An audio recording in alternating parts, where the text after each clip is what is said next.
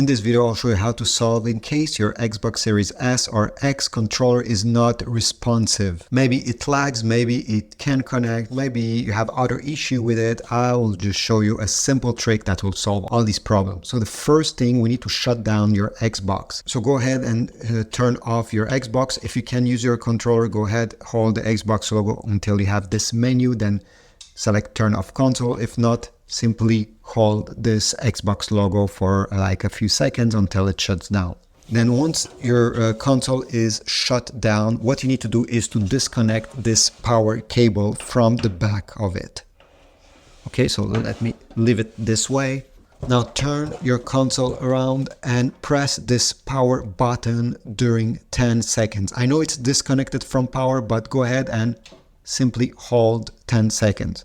2, 3, 4, 5, 6, 7, 8, 9, 10. Then release, plug back the power on the back of your Xbox.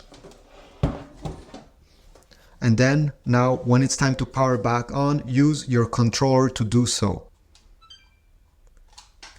And now it should work finally after doing this very small trick. By the way, if you're curious, what does this do? It simply erase the cache memory of your Xbox. It won't delete any games, it won't delete anything. You won't notice any difference.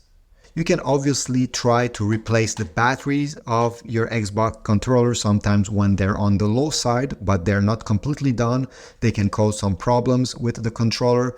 And finally, another solution is to update your controller. So how do you do this? You need to go in settings menu, then go down until you see devices and connection, then select controllers and headsets. From here, you're going to see your controller. Go down where there's 3 dots, select this. Now press on the first option here, and if there's an update, you'll be able to update your controller now. Click on this and it will go ahead. It will take maybe a few minutes. In my case, there was no update, but maybe yours, you had one. Leave the controller. Once you're done, press next, and that's all.